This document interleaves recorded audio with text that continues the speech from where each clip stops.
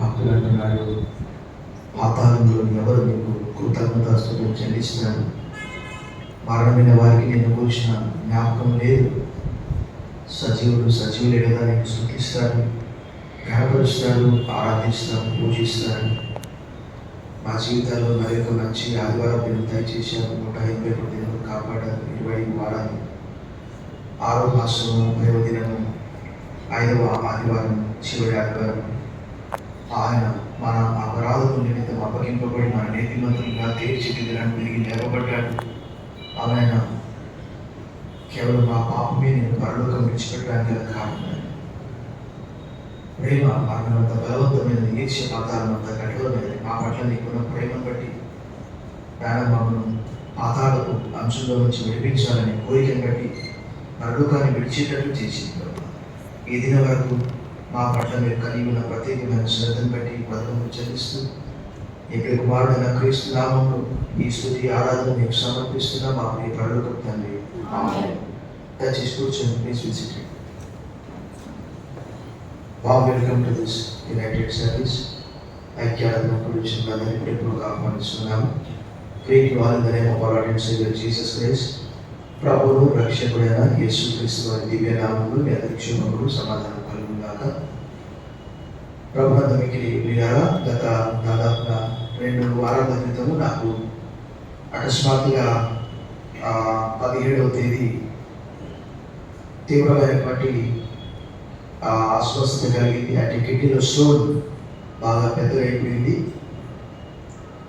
ఈ స్టోన్స్ రావడానికి గల కారణం కూడా ఒక విలేజ్లో 4 years పనిచేసినప్పుడు 22 సంవత్సరాల క్రితం దాదాపుగా అక్కడ అంటే ఫిల్టర్ వాటర్ లేదు, జస్ట్ ఆ నీళ్లు ఎలాంటివి అంటే ఫ్లోరైడ్ వాటర్. సో ఆ నీళ్ళు తాగడం వల్ల 4 years అది స్టోన్ ఫామ్ కావడం జరిగింది. దాంతోపాటు శరీరంలో ఉన్నటువంటి కొన్ని భాగాలు అంటే ఆస్టియో ఆర్థరైటిస్, ఎముకలు అరిగిపోవడం కూడా జరిగింది. అంటే మోకాల్చి పరిగిపోయింది. సో అది మొదలుకొని 2006 నుంచి 2006 వరకు ఒక విలేజ్లో పనిచేశాను. అక్కడ ఆ వాటర్ కంటెంట్ను బట్టి అలా జరిగింది. 2006, 7, 2010, 2013, 2017 దాదాపు 5-6 సార్లు స్టోన్స్ వస్తున్నాయి, పగలగొడుతున్నారు. కానీ ఈసారి చాలా పెద్దది వచ్చింది, 30 mm స్టోన్. గత 5 మాసాల నుంచి ఒక మెడిసిన్ తింటుంటే అది 2 ముక్కలు అయిపోయి కిడ్నీలో నుంచి ఆ ప్రాక్సిమల్ యూరిటర్లకి పాస్ అయిపోయింది. అది చాలా తీవ్రమైనటువంటి నొప్పి. అది వామిట్స్, ఫీవర్, మోషన్స్. ఇంకా తట్టుకోలేక స్కానింగ్కి వెళ్ళాను. సాయంకాలం 5 గంటలకు నొప్పి స్టార్ట్ అయింది. 6:30కు స్కానింగ్ సెంటర్కి వెళ్ళాను. స్కానింగ్లో వారు స్కానింగ్ చేసే టైంలోనే అనుకుంటున్నారు అబ్స్ట్రక్షన్ అంటున్నారు. ఆ స్టోన్ అందులో చిక్కపోయింది అని. సరే అని చెప్పి ఇంటికి వచ్చాను. కొన్ని మెడిసిన్స్ కూడా తీసుకొని వచ్చాను. వచ్చేటప్పుడు అవి ఆయుర్వేదిక్ మెడిసిన్స్. ఆ మెడిసిన్ కూడా వేసుకున్నాను, కానీ ఏమాత్రం తక్కువ కాలేదు. ఇంకా ప్రార్థన చేస్తున్నాను, ప్రభా పరిచితం, చెన్నైకి వెళ్ళాలా లేక ఇక్కడ ఏదైనా హాస్పిటల్ వెళ్ళాలి. ఫస్ట్ ఏదైనా టెంపరీ రిలీఫ్ చూద్దాం అనుకున్నాము, కానీ తర్వాత చూస్తే అది చాలా పెద్దది ఉంది కాబట్టి ఖచ్చితంగా మంచి హాస్పిటల్ వెళ్ళాలనే ఆలోచనతో ప్రార్థన చేసి మెడికల్ హాస్పిటల్కి వెళ్ళాము. రాత్రి 10 గంటలకు వెళ్ళి అడ్మిట్ అయ్యాను. నేను, పాస్టర్ గారు, పిల్లలు కూడా లేరు. ఇంకా ఆ సమయంలో ఎవరికి కూడా చెప్పలేదు. వెంటనే అక్కడ వాళ్ళు అడ్మిట్ చేసుకొని ప్రార్థన చేసి కొంత నొప్పి ఉపశమనం అయితే కలగజేశారు. ట్రమడాల్ అట్లా ఇచ్చి మార్నింగ్ వరకు మళ్ళీ రూమ్కి షిఫ్ట్ చేశారు. 11 గంటల రాత్రి మార్నింగ్ డాక్టర్ వచ్చి చూసి ఆల్రెడీ రాత్రి బ్లడ్ శాంపిల్స్ కలెక్ట్ చేశారు కాబట్టి బ్లడ్లో ఇన్ఫెక్షన్ స్టార్ట్ అయింది, మరి మీకు ట్రీట్మెంట్ స్టార్ట్ చేయాలని చెప్పి పరీక్షలను కూడా చేసి CBKB 2 days వచ్చేసి మరుసటి రోజు అనగా బుధవారం కిడ్నీలో ఉన్న స్టోను, ప్రాక్సిమల్ యూరిటర్లో ఉన్న స్టోను లేజర్ ట్రీట్మెంట్ ద్వారా RL అంటారు, దాని ద్వారా వాటిని బ్లాస్ట్ చేశారు.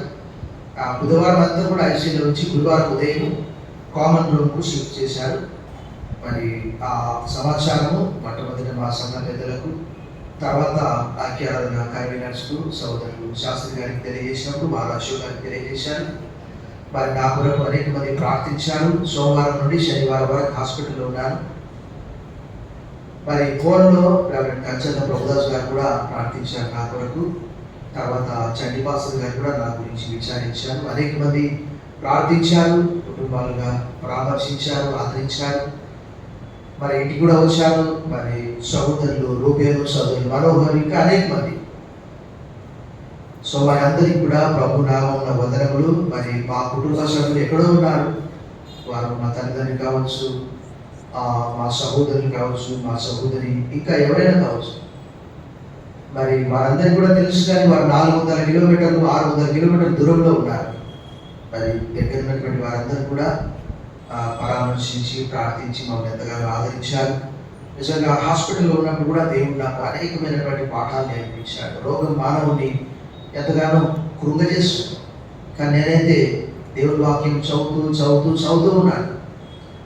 అక్కడికి వెళ్ళేటప్పుడే 2 జతల కళ్ళద్దాలు, ఒక బైబిల్ పెట్టుకొని పోయాను. ఎందుకంటే నాకు తెలుసు it takes lot of time, 6 days పట్టింది అక్కడ ఉండడానికి.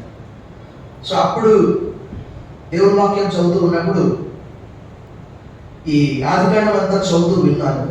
అప్పుడు దేవుడు నాకు ఈ వాక్యం చూపించాడు. ఆదికాండం 21 ఇప్పుడు మనం చదువుకున్నటువంటిది.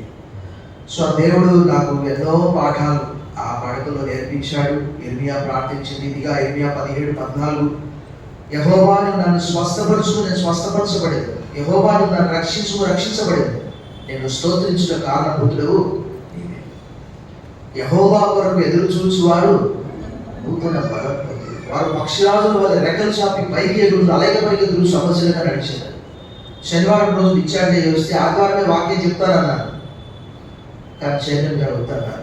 సరేలే, ఇంకా ఎందుకు, ఇంకా నిన్ననే కదా వచ్చిందని నిద్రలేని రాత్రులు. ఎందుకంటే ఆ పెట్టినటువంటివన్నీ కూడా అటు ఇటు కదలకుండా చేశాయి. మరి ఒకే పక్క హాస్పిటల్ అంటే ఒక డెడ్ బాడీ లాగా అంతే, బ్రతుకుంటా కానీ అక్కడిక్కడ జరగడానికి కూడా వీల్లేదు. అన్నీ పెట్టేశారు మొత్తం క్లిప్పులన్నీ. సో ఆ టైంలో దేవుని వాక్యాన్ని జ్ఞాపకం చేసుకోవాలి. అపోజిన పౌలు తిమోతితో చెప్తూ ఒక లేఖన భాగాన్ని చదివి వినిపిస్తాను మీ కొరకు. తిమోతికి రాసిన పత్రికలో ఒక లేఖన భాగాన్ని మనం చదువుదాం. అన్ని విషయాల్లో యేసు ప్రభువుని జ్ఞాపకం చేసుకోమని పౌలు తిమోతికి చెప్పిన రీతిగా తిమోతికి రాసిన 2వ పత్రిక 2వ అధ్యాయము 8వ వచనం. తిమోతికి రాసిన 2వ పత్రిక 2:8. నా స్వార్థ ప్రకారము దావీదు సంతానంలో పుట్టి మృతుల్లో నుండి లేచిన యేసుక్రీస్తును,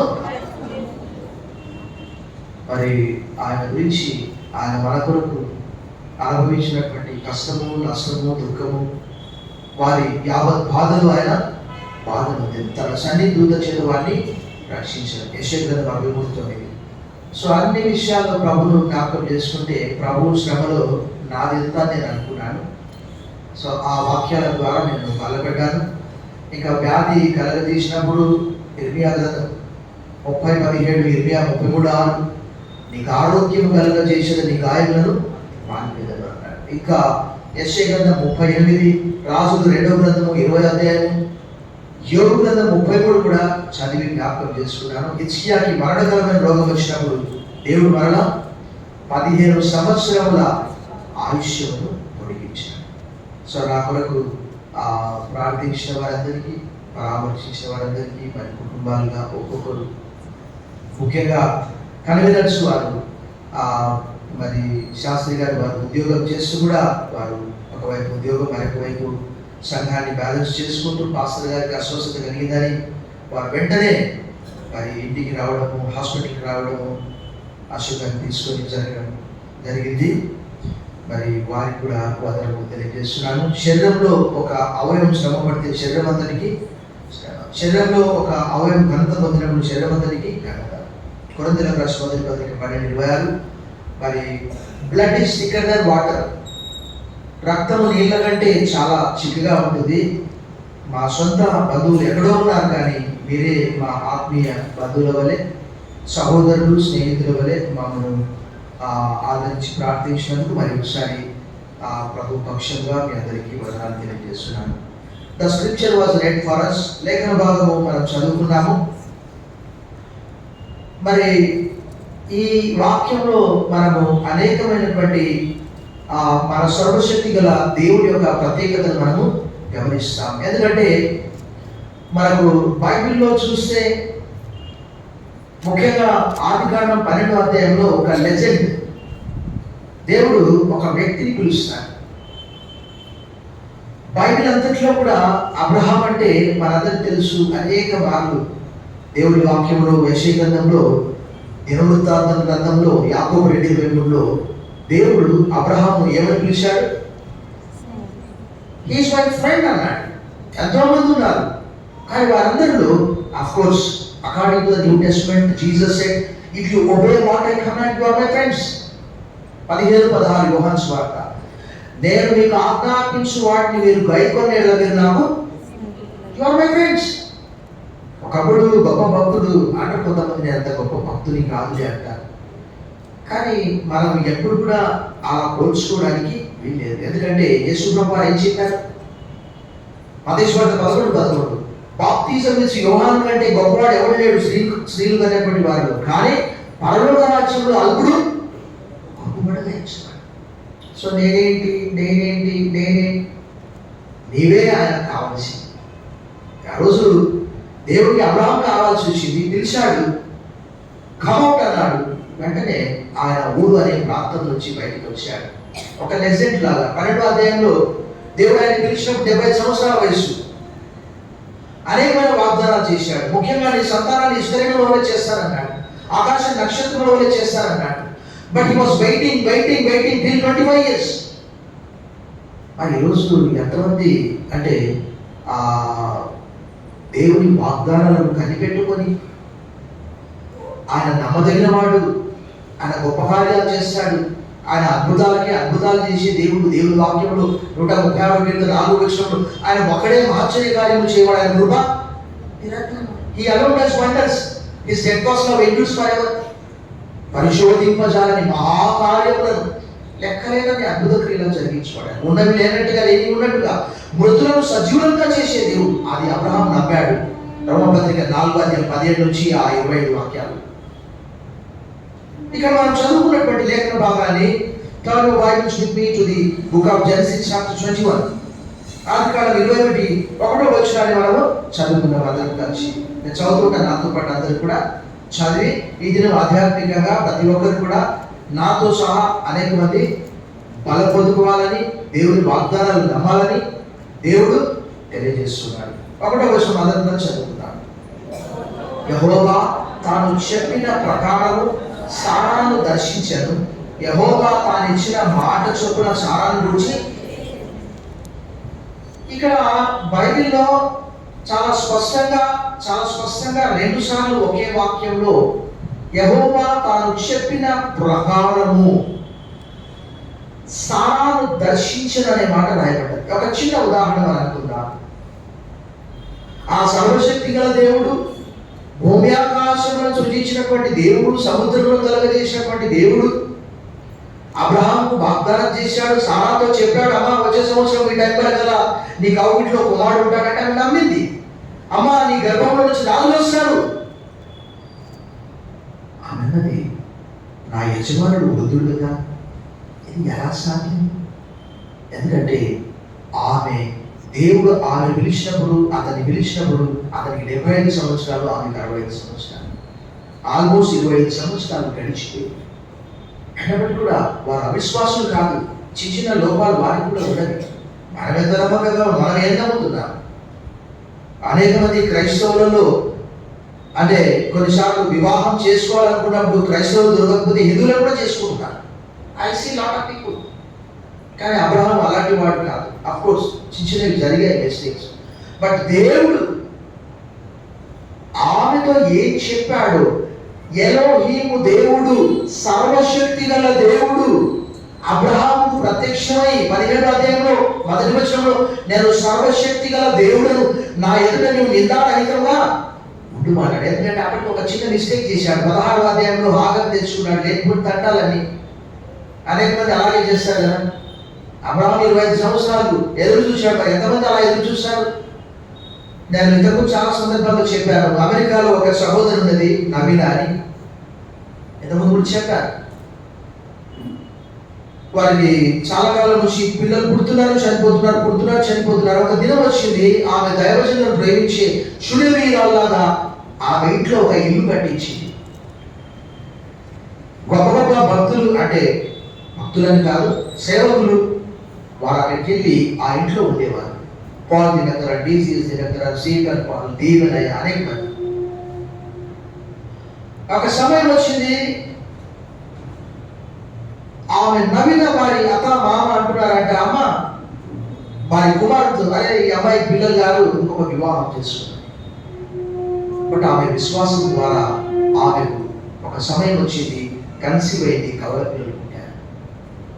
చూడండి, ఆమె నమ్మకం, ఆమె విశ్వాసం. ఎందుకంటే పిల్లలు పుట్టి చనిపోతున్నారు అంటే ఆమె నమ్మింది. నమ్మినటువంటి వారు ధనులు అనే మాట బైబిల్ చదివిస్తున్నది. ఇక్కడ కూడా ఈ ఇద్దరు కూడా కురుడుతులైపోయారు.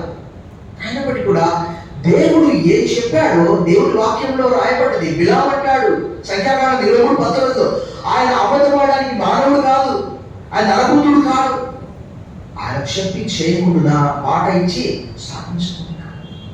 ఒక అన్య ప్రవక్త ఆయన అంటున్నాడు 23:19, దేవుడి వాక్యంలో రాయబడ్డది. వాగ్దానం చేసినటువంటి వాడు నమ్మదగిన వాడు. ఈరోజు ఎంతమంది ఈ సైన్స్ అండ్ టెక్నాలజీ పెరిగిన తర్వాత ఎంతమంది నమ్ముతూ ఉన్నారు? టెక్నాలజీ మానవుని కాపాడగలుగుతుందా? టెక్నాలజీ మానవుని పరలోకానికి తీసుకొని పోగలుగుతుందా? అంతరిక్షంలోకి వెళ్ళాలనుకుంటున్నారు కానీ పరలోకంలోకి వెళ్ళాలని ఎవరైనా కోరుకుంటున్నారా? పరలోకం కావాలి ప్రభా నాకు ఆయన కోరుకుంటున్నారా? కానీ అబ్రహాము సారాల విశ్వాసం, దేవుడు ఏది చెప్తాడో అది చేస్తాడు. ఇప్పుడున్న రాజులందరూ కూడా, అంటే బైబిల్ రాజులందరూ కూడా ఆమె గర్భంలో చూసిన వారే. బైబిల్ అనేది ఒక అద్భుతాలకి అద్భుతాలు. ఉదాహరణకు మీకు చెప్తాను. ఒక లేఖన భాగం చూడండి, 24వ అధ్యాయంలో లేక 17వ అధ్యాయం మొట్టమొదటిగా మనం చూసాం. 17 చూసిన తర్వాత 24, ఎందుకంటే ఈమెకే పిల్లలు కాలేదు, ఇంకా రెబ్బగా దగ్గరికి ఎందుకు వెళ్ళాలి మనము? 17వ అధ్యాయం మనం చూసాం. 16వ వచనం, నేను ఆమెను ఆశీర్వదించి ఆమె వల్ల నీకు కుమారుని కలగజేసేదను, నేను ఆమెను ఆశీర్వదించేదను, ఆమె జనములకు తల్లి అయి ఉండును, జనముల రాజులు ఆమె వల్ల కలుగుతారని. చూసారా? ఎవరైనా ఈరోజు దేవుని వాక్యాన్ని నమ్ముతూ ఉన్నారా? మూఢనమ్మకాలు నమ్ముతున్నారు క్రైస్తవులు. వాస్తవంగా చెప్తున్నారు, రకరకాల మూఢనమ్మకాలు నమ్ముతున్నారు. I see lot of people. అబ్బాయి పేరు బాగాలేదు, అమ్మాయి పేరు ఏదట, అమ్మాయి పేరట సింహం అయిపోయిందట, అబ్బాయి పేరట మేక అయిపోయిందట. ముహూర్తాలు మార్చేయడం ఏంటండి? ఉంటే క్రైస్తవులుగానే ఉండాలి, ఉంటే హిందువులుగానే ఉండాలి. Mixed culture. What is this? వాళ్ళు అలా అనుకోలేదు. అఫ్కోర్స్ అది కూడా నూతన నిబంధన గ్రంథంలో ఏమన్నది? నేను పురుషుని ఎరగనటువంటి దాన్ని కన్యకని ఎలా సాధ్యము అన్నది లూకా సువార్త 1లో. కానీ ఈమె కూడా ఏమన్నది? ఒక మాట చూడండి, ఆయనతో ఆ మాట చెప్తే 17వ అధ్యాయంలో 17వ వచనంలో అబ్రహాము ఏమంటున్నాడు? అప్పుడు అబ్రహాము సాగిలపడి నవ్వి, 100 ఏళ్ల వానికి సంతానం కలుగునా, 90 ఏళ్ల సారా కలునా. చూసారా? నాకు మన ఒక సహోదరి ఫోన్ చేసింది, పాస్టర్ గారు నేను IVFకి వెళ్తూ ఉన్నాను, నేను చేయండి. అఫ్కోర్స్ రకరకాల టెక్నాలజీస్ మీకు తెలుసు, నాకంటే మీకే ఎక్కువగా. సో ఆ ఆధునాతన వైద్యం ద్వారా ఆ స్త్రీ పురుషుల కలయిక లేకుండానే వారి స్పెమ్ తీసుకొని, ఎగ్స్ తీసుకొని దాన్ని ఫార్మ్ చేసి బ్రీడ్ చేసి తర్వాత గర్భంలో రకరకాల technology. But you believe the lord. దేవుడు రోగులకే కానీ ఆరోగ్యవంతులకు వైద్యులు అక్కర్లేదన్నాడు. మత్తయి 9:12, మార్కు 2:10, లూకా 5:31. ఆ వైద్యం అందుబాటులో ఉండదు కాబట్టి అలాంటి వైద్యం కూడా చేయించుకుంటున్నారు అనేక మంది. ఇక్కడ మాత్రం వీరికి మాట ఇచ్చినటువంటి దేవుడు ఎలాంటి దేవుడు? ఉన్నవి లేనట్టుగా, లేని ఉన్నట్టుగా చేసే దేవుడు. ఆయన ఏది చెప్పాడో అదే చేశాడు. సమయం ఎక్కువ కావచ్చు, బట్ దేవుడి సమయం మన సమయం ఒకటి కాదు. ఎందుకంటే మనందరికీ తెలుసు వారికి ఎలాంటి విశ్వాసం ఉండదు. ఒకసారి మనము చూద్దాం. హెబ్రీ పత్రిక 11వ అధ్యాయం 11వ వచనంలో ఆమె విశ్వాసాన్ని గురించి మనం చూసాం. హెబ్రీ పత్రిక 11వ అధ్యాయం 11వ వచనం. Letter of Hebrews chapter 11 verse 11. విశ్వాసమును బట్టి సారాయు ఆ వాగ్దానము చేసిన వాడు నమ్మదగిన వాడని ఎంచుకొనెను కనుక తాను వయస్సు గతించినదైనను గర్భము ధరించుటకు. ఈరోజు ప్రపంచంలో ఉన్నటువంటి వారందరికీ కూడా ఈ వృద్ధ జంట మంచి విశ్వాస వీరుల పట్టికలో వారు ఉన్నారు. ఈరోజు ఎంతమంది అలాంటి విశ్వాసం ఉన్నది? సంతానం లేకపోతే, నేను కొత్తగా వచ్చినప్పుడు ఇక్కడ బాలాజీ నగర్లో ఒక ఫ్యామిలీ ఉన్నది. వాళ్ళు 3వ సర్వీస్కి వస్తారు. దాదాపుగా వివాహమై 7 సంవత్సరాలు అయిందంట. నేను చెప్పాను తప్పకుండా మీకు, అంటే ప్రవచనం కాదు, తప్పకుండా మీకు సంతానం కలుగుతుందని చెప్పాను. అదే సంవత్సరము 2018 ఇక్కడే దుర్గా హాస్పిటల్లో పాప పుట్టింది. ఆ తర్వాత మరొక పాప కూడా పుట్టింది. అఫ్కోర్స్ ఇక్కడ 25 సంవత్సరాలు అయితే వారికి 7 సంవత్సరాల సమయం పట్టింది. కొంతమందికి ఇంకా మన ఐక్యాలకు వచ్చే ఒక ప్రియ సహోదరి కూడా దాదాపుగా 16 సంవత్సరాలు వెయిట్ చేసిందట సంతానం కొరకు. అంటే ఆమె ఒకవేళ 16వ ఏట వివాహం చేసుకుంటే 25 years ఏం చెప్పింది, 40 సంవత్సరాలకు సంతానం పుట్టిందట. ఆమెకి ఇప్పుడు 61 సంవత్సరాలు.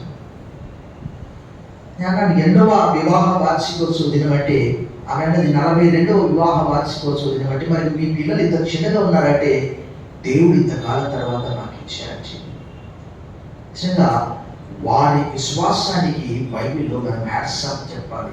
ఒక చిన్న పాట ద్వారా నేను మన విశ్వాసాన్ని మనము బలపరుచుకుందాం. ఒకవేళ మీకు వస్తే మీరు కూడా నాతో పాటు ఆ పాటలో జాయిన్ కావాలని, పాడాలని కోరుతున్నాను. ఈ పాట మనందరినీ ఉజ్జీవపరిచే పాట. బైబిల్లో దేవుని వాగ్దానాలు ఎన్ని ఉన్నాయో అవన్నీ క్రీస్తునందు అవును ఆమేన్ అన్నట్టే ఉన్నాయి. ఆమేన్ అని చెప్పండి అందరూ కూడా. ఆ రోజు అబ్రహాము వాగ్దానం చేశాడు, ఆ రోజు సారా వాగ్దానం చేశాడు. కానీ ఈరోజు క్రీస్తులో మనందరికీ కూడా అనేకమైనటువంటి వాగ్దానాలు ఉంటున్నవి. హల్లెలూయా పాడేదా ప్రభు నిన్ను కొనియాడేదా. వచ్చినటువంటి వారు వాగ్దానం గురించి నెరవేర్చువాడు నీవే.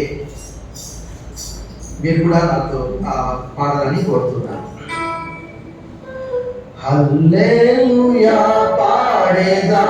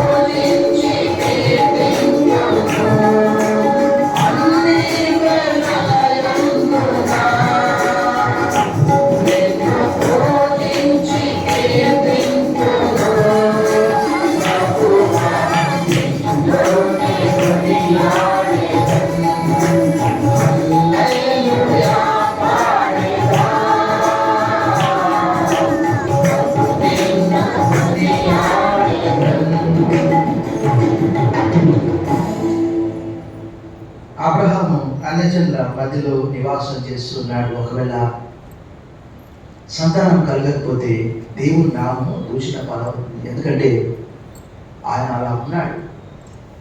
ఆదికాండం 23:5 రాయబడింది, ఆయన అన్యజనుల మధ్యలో మహారాజులా ఉన్నాడు. సో దేవుడు 12వ అధ్యాయంలో ప్రత్యక్షమై నేను నీకు సంతానం కలగజేస్తాను, వారిని ఆకాశ నక్షత్రంలో విస్తరింపజేస్తాను, సముద్రపు ఇసుకరేణుల వలె ఆయన ఆ దినంలోని నమ్మకంగా కనిపెడుతూ ప్రార్థన చేస్తూ బలిపీఠాలు కడుతూ ముందుకు సాగి పెడుతున్నాడు. కనాన్లోని 10 సంవత్సరాలు దేవుడు అబ్రహాంతో చెప్పినవన్నీ కూడా భూమి ఇస్తాడు, నీవు ఇప్పుడు నడిచేదంతా కూడా నేను నీకు ఇస్తానని చెప్పాడు. 14వ అధ్యాయంలో చెప్పాడు, నీవు నడిచేదంతా కూడా నేను నీకు ఇస్తానని చెప్పాడు. 13వ అధ్యాయంలో ఆ మాట చెప్పాడు. చూడండి 13వ అధ్యాయము ఆది కాండంలో 15వ వచనంలో, ఎందుకనగా నీవు చూచున్న ఈ దేశం అంతటిని నీకును నీ సంతానమునకును సదాకాలం ఇచ్చేదను. మరి నీ సంతానమును భూమి మీద నుండి రేణువుల వలె విస్తరింపచేసేదను. ఎట్లనగా ఒకడు భూమి మీద నుండి రేణువులను లెక్కింపగలిగినట్లా నీ సంతానము కూడా నువ్వు లేచి ఈ దేశం యొక్క పొడుగున వెడల్పున దానిలో సంచరించు, అది నీకు ఇచ్చేదని అబ్రహాముతో చెప్పారు. ఒక మాటలో చెప్పాలంటే సంతానం కలగకముందే సంతానం కలిగినట్టు బైబిల్ యొక్క ప్రత్యేకత. ఇవ్వకముందే ఇచ్చినట్టు అంటే అంత అక్యురేట్గా ఖచ్చితంగా మనందరికీ తెలుసు. ఎవరైనా పొలం అమ్మితే తారుమారైపోతుంది అగ్రిమెంట్. ఎవరో చెప్పారు నాతో, ఇల్లు అంటే అమ్మకానికి పెట్టినప్పుడు వారు అడ్వాన్స్ ఇచ్చారట, తర్వాత మాకు వద్దు అని చెప్పి ఆ అడ్వాన్స్ తీసుకున్నారట. కానీ దేవుడు ఒకసారి చెప్పాడంటే చూడండి, ఒక మంచి మాట ఇక్కడ రాయబడినది. 15వ అధ్యాయము ఆదికాండంలో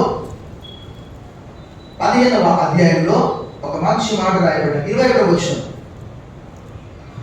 అమోరీయులను, కనానీయులను, గిర్గాషీయులను, యెబూసీయులను నీ సంతానములకు ఇచ్చి ఉన్నానని అబ్రహాముతో నిబంధన.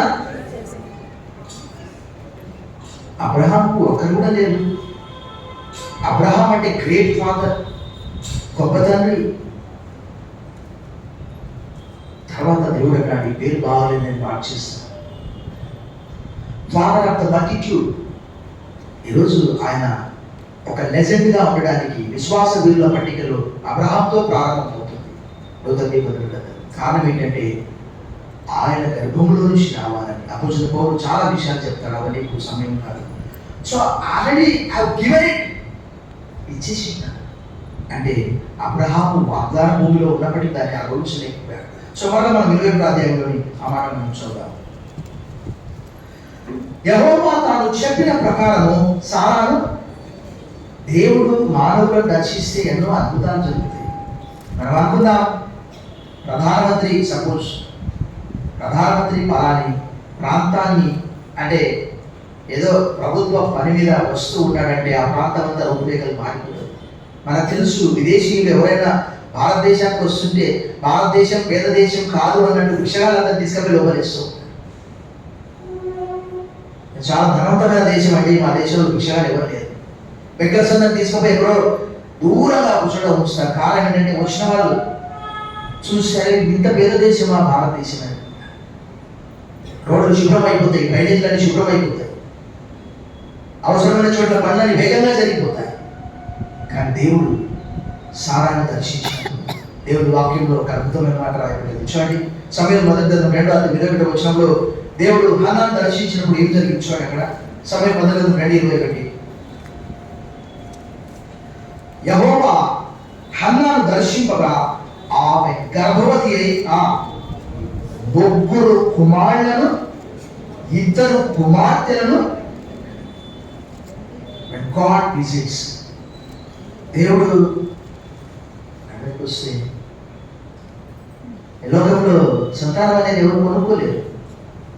అది కొనుక్కున్న మన సంతానం కాదు. కానీ దేవుడు చెప్పినటువంటి సమయం 17వ అధ్యాయంలో చెప్తూ ఉన్నాడు. ఆమె అప్పటికి 18వ అధ్యాయంలో చూడండి ఒక మాట. 18వ అధ్యాయంలో దేవుడు ఆమెతో మాట్లాడుతున్నాడు. 9వ వచనం, వారితో నీ భార్య అయిన సారా ఎక్కడ ఉన్నదని అడగగా అతను ఇదిగో గుడారంలో ఉన్నదని చెప్పిన. అందుకు ఆయన, నీ దగ్గరికి ఈ కాలమున నీ యొద్దకు నిశ్చయముగా మరలా వచ్చెదను. అప్పుడు నీ భార్య అయిన సారాకు 1 కుమారుడు కలుగునని చెప్పాను. సారా ఆయన వెంట వెళ్ళిన గుడారం ద్వారా వెలుచుంటాను. ఆమె ఏమనుకుంటున్నది? అబ్రహామును సారాయిలు బహుకాలం గడిచిన వృద్ధులై ఉంది.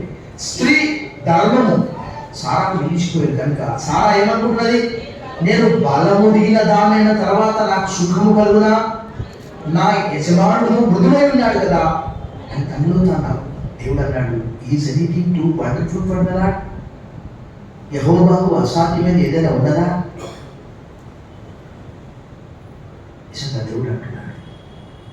ఈరోజు కూడా దేవుని యొక్క శక్తి ఏమాత్రం గమని చెప్తూ ఉంటారు భక్తులు. సూర్యుని యొక్క పవర్ ఏమైనా తగ్గిందా?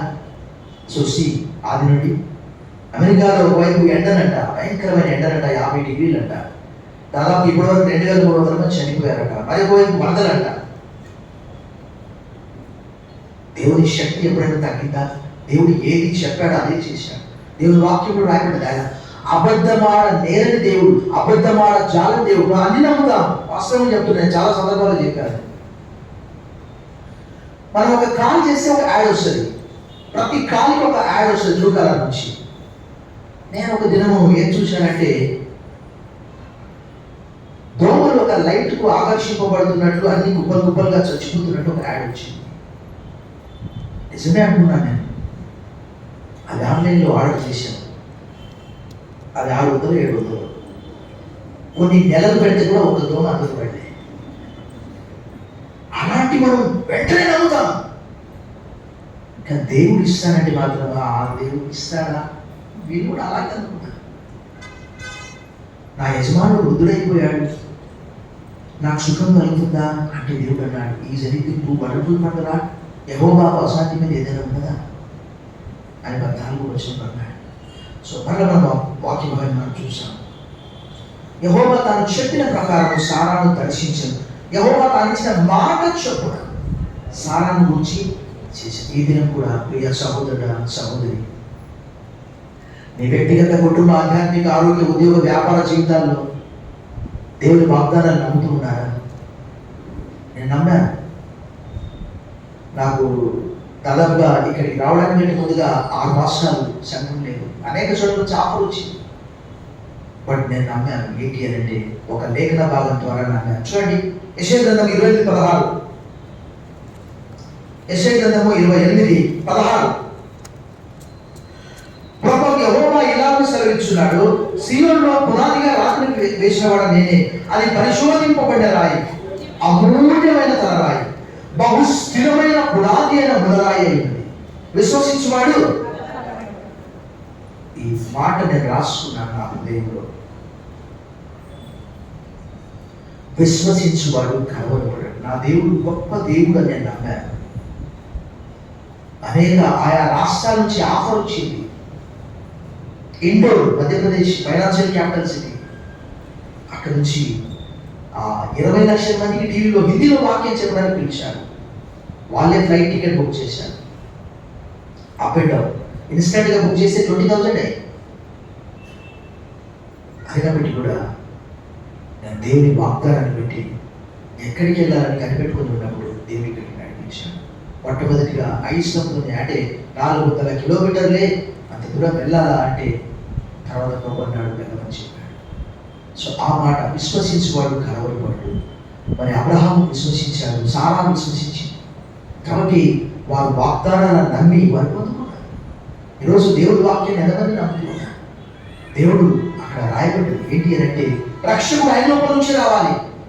అబ్రహాం కుమారుడైన దావీదు కుమారుడైన యేసుక్రీస్తు వంశావళి. అబ్రహాము ఇస్సాకు కనండి, ఇస్సాకు యాకోబు కనండి, యాకోబు యూదా తన అన్నదమ్ములు కనండి, యూదా తామారు నందు పెరేసు జరగము కనండి, పెరేసు యెస్రోము, యెస్రోము ఆరాము, ఆరాము అబినాదాము, అబినాదాము నయసోను, నయసోను షాల్మాను, షాల్మాను రాపడు, బోయజు, బోయజు ముత్తునాడు, ఓబేదు, ఓబేదు యెష్షయిను, యెష్షయి రాజైన దావీదు అన్నాడు.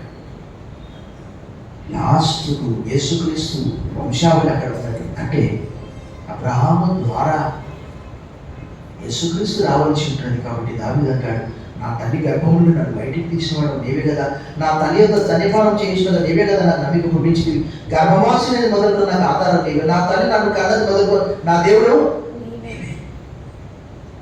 ఐగుప్తుల నుంచి నా కుమారుని నేను పిలిచానంటాడు. వచ్చే 11:1.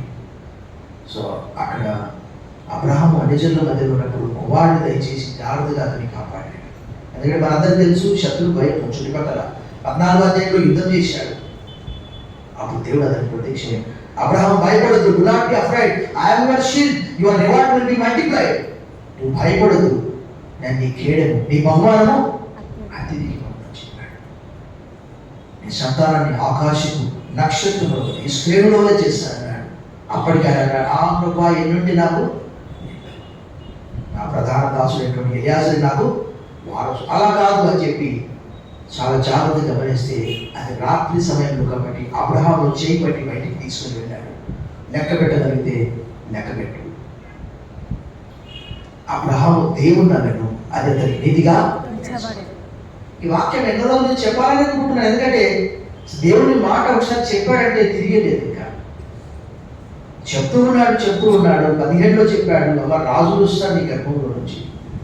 18లో చెప్పాడు. 19:29లో ఆదికాండం 8:1లో నోవహు గోడలో ఉన్నటువంటి సమస్తను జ్ఞాపకం చేసుకున్నాడు, అని దర్శించాడు. 19:29లో దేవుడు అబ్రహామును లోతును కూడా జ్ఞాపకం చేసుకుంటున్నాడు. ఇక్కడ కూడా ఏది చెప్పాడో ఆయన అదే చేశాడు. దేవుడు వాక్యం రాబడి చూడండి. ఒక మాట తీతుకు రాసిన పత్రిక, అపోస్తలుడైన పౌలు తీతుకు రాసిన పత్రిక 1వ అధ్యాయము ఈ విధంగా రాయబడినది.